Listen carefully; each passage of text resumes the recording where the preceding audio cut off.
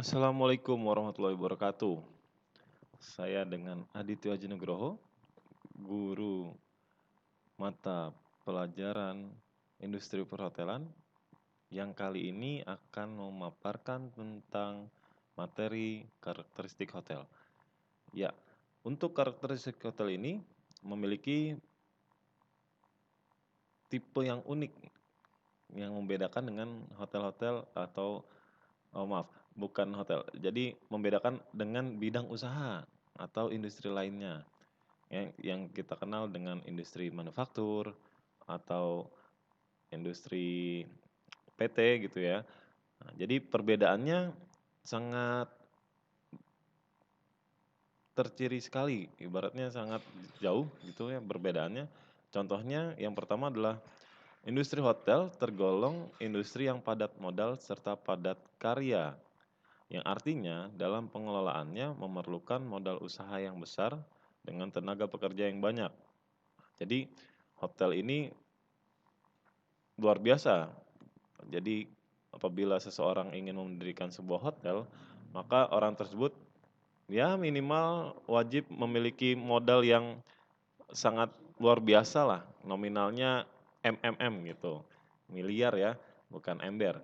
Nah jadi selain modal yang besar, pekerjaannya juga sangat banyak. Satu hotel aja bisa menyerap lebih dari 100 tenaga kerja.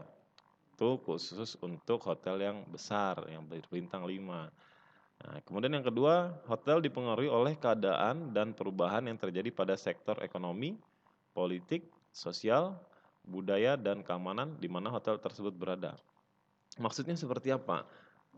Eh, Apabila sektor ekonomi di suatu daerah itu tidak bagus, maka akan sangat sulit untuk sebuah hotel berdiri di daerah tersebut.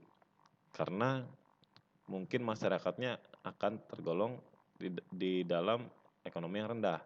Kemudian pengaruh politik juga sangat berpengaruh sekali apabila banyak konflik politik yang terjadi di suatu daerah akan mempengaruhi eh, penjualan atau mempengaruhi hotel tersebut, operasional hotel tersebut. Nah, sosial budaya ini menjadi satu kesatuan bahwa di mana setiap hotel yang berdiri di suatu daerah harus memperhatikan faktor sosial dan budaya yang berlaku di daerah tersebut. Contoh di Bali yang kita tahu bahwa adat dan budayanya sangat kental sekali, ada patung atau dengan sajian-sajian yang memang menjadi ciri khas masyarakat di Bali. Nah, itu hotel yang berdiri di sana harus memahami atau harus menyesuaikan dengan adat sosial budaya di daerah tersebut.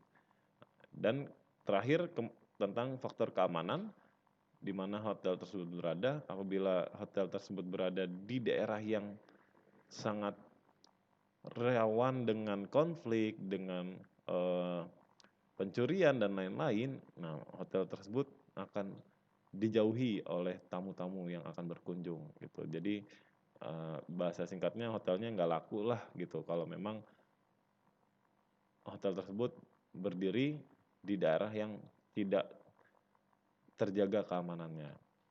Yang ketiga, menghasilkan dan memasarkan produknya bersamaan dengan tempat di mana jasa pelayanannya dihasilkan.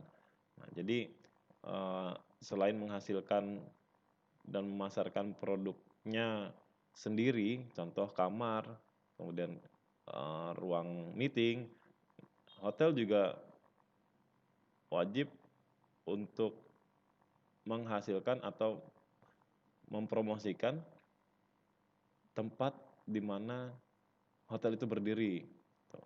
Mempromosikan tempat wisata, mempromosikan tempat untuk berbelanja seperti mall, kemudian atau tempat rekreasi lainnya, waterboom dan lain-lain itu wajib dipromosikan oleh pihak hotel.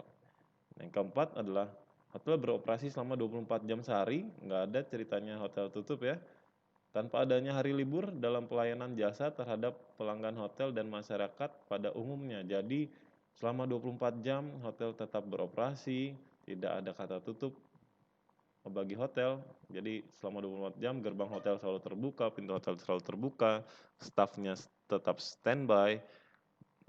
Jadi di hotel itu ada 3 shift yang dibagi oleh 3 waktu. Yang pertama di pagi hari biasanya jam 7 sampai jam 3 sore, kemudian di shift siang atau sore jam 3 sampai jam 11 malam, kemudian shift terakhirnya adalah jam 11 malam sampai jam 7 pagi.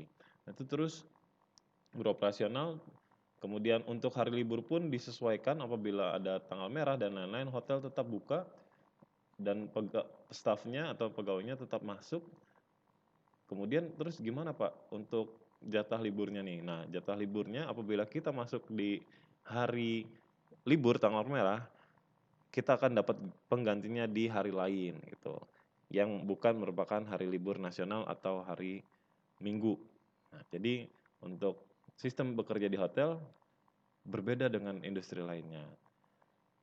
Yang terakhir adalah memperlakukan pelanggan seperti raja, selain juga memperlakukan pelanggan sebagai partner dalam usaha, karena jasa pelayanan hotel sangat tergantung pada banyaknya pelanggan yang menggunakan fasilitas hotel tersebut.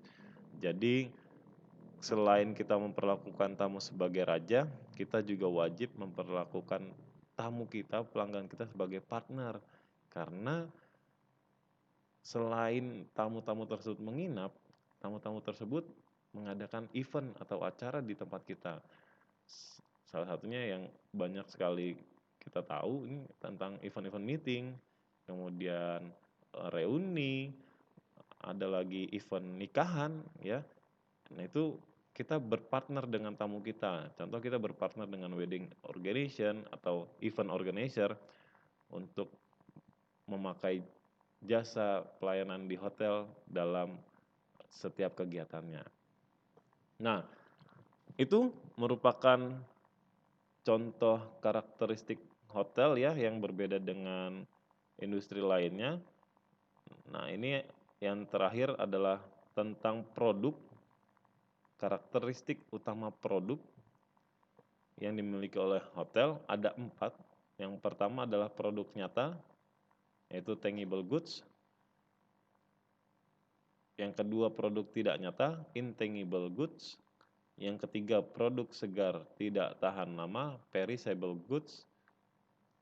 Yang keempat atau yang terakhir adalah produk tahan lama, non-perishable goods.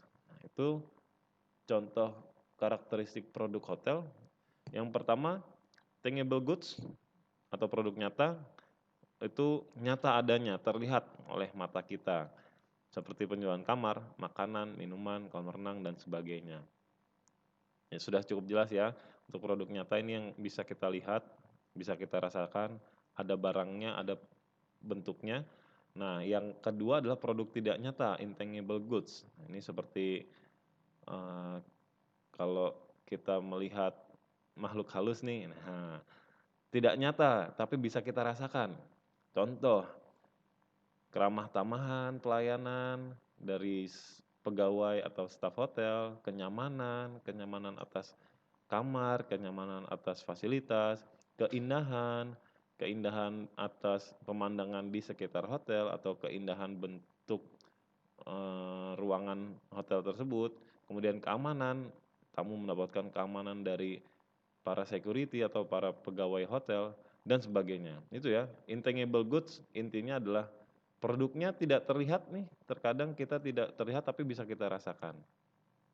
Yang ketiga adalah produk segar tidak tahan lama. Nah, ini produk segar, fresh tapi tidak tahan lama, gampang basi, ya, expired. Yaitu bahan makanan, sayuran, daging, ikan, buah bisa dan sebagainya yang digunakan untuk di bagian restoran biasanya ini. Nah, ini contohnya tuh. Ya, ada daging, ada buah, ikan, dan lain-lainnya. Yang terakhir adalah produk tahan lama atau perishable goods. Ini produk yang bisa bertahan dalam waktu yang lama. Contohnya minuman keras, nah ini jangan diminum ya, ini yang contoh aja nih ya, jangan dijadikan patokan. Kita ganti minuman kerasnya dengan air mineral kemasan Oke, kemudian soft drink, perlengkapan tamu. Nah, perlengkapan tamu ini kalau di hotel kita sebutnya dengan istilah amenities, yaitu ada sabun, sampo, sikat gigi, kemudian ada, namanya nanti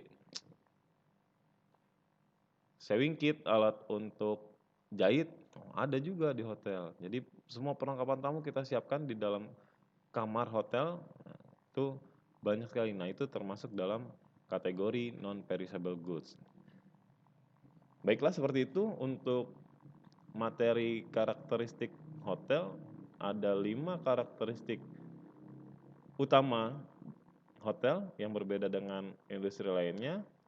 Kemudian yang terakhir adalah karakteristik produk yang dihasilkan oleh hotel. Ya, jadi demikianlah pemaparan singkat dari saya. Mohon maaf apabila ada salah penyampaian kata dari materi yang saya sampaikan. Saya ucapkan terima kasih. Wabillahi taufiq wal hidayah. Wassalamualaikum warahmatullahi wabarakatuh.